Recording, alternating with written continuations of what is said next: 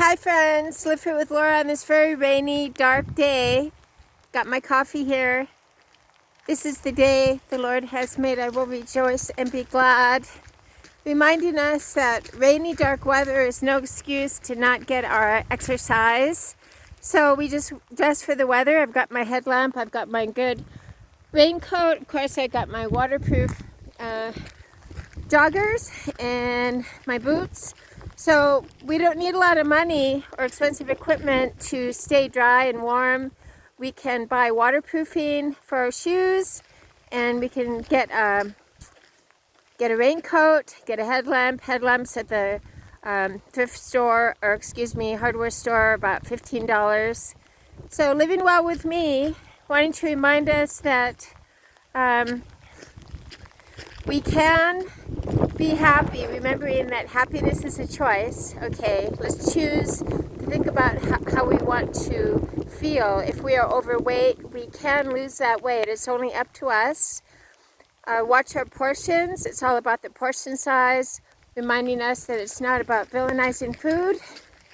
It's about feeding our body right and gradually getting away from that junk food and the second helpings and the binge eating. So as you can see on this road, we cannot even see Mount Hood. It's so cloudy.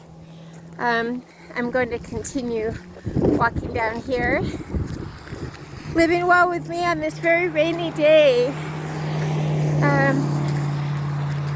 I want to remind us that when I talk about happiness and steadfast joy, I'm not saying that our lives are perfect or that we have everything we want, quote unquote, everything we think we want. I'm saying that we've decided for today to be content. We can be content for today, just with a change in our attitude. So for today, we say, this is the day the Lord has made. I will rejoice and be glad. We are thankful for this day. We don't wake up mumbling, groaning, moaning, and complaining. The songs that we sing in our hearts, the things that we say to ourselves over and over are what create our mindset. And I'm not saying that by having an open and positive and forgiving mindset that our lives will be perfect. No, I'm saying that we can stay sane, stable, serene, and strong despite what happens. Despite loss, grief, sadness, we can have steadfast joy in the midst of grief. We can have steadfast joy in the midst of sadness. We say to ourselves, I'm going to be happy anyway, even if that person that we wish we were closer to does not want a relationship. We say to ourselves, I'm going to be happy anyway, even if we don't have a lot of money. Money does not buy happiness. It's all about our attitude. So live well with me today, saying to ourselves, I'm going to get up and go for my walk anyway, even though I don't feel like it. I'm going to choose that fresh fruit and cereal for breakfast anyway, even if I feel like having a donut. Let's be mindful of the decisions that we make on a daily basis. Every day we make hundreds of decisions without knowing it. Many of them are sort of automatic. So let's stop and take a look at the automatic thoughts that we are having, the automatic foods that we are grabbing. Living well with me, reminding us that when we do regress and have a bad day, it is the unusual thing. When we go backwards and decide to indulge ourselves with thoughts of the past, we will notice that it's very depressing, and it causes an avalanche of depressive feelings. We cannot continue rehearsing the past and expect to feel sane, stable, serene, and strong. We must continue moving forward. So we say to ourselves, Lord, help me to get my coffee. Help me to move forward to those things that lie ahead, putting behind me those things that lie behind, seeing all things as a blessing and a lesson, because I choose to, no matter how painful, seeing all loss as gain, to live more strong, more stable, more serene and sane, because I choose to. We do not let loss cave us. We do not cave from a job loss or death of a loved one.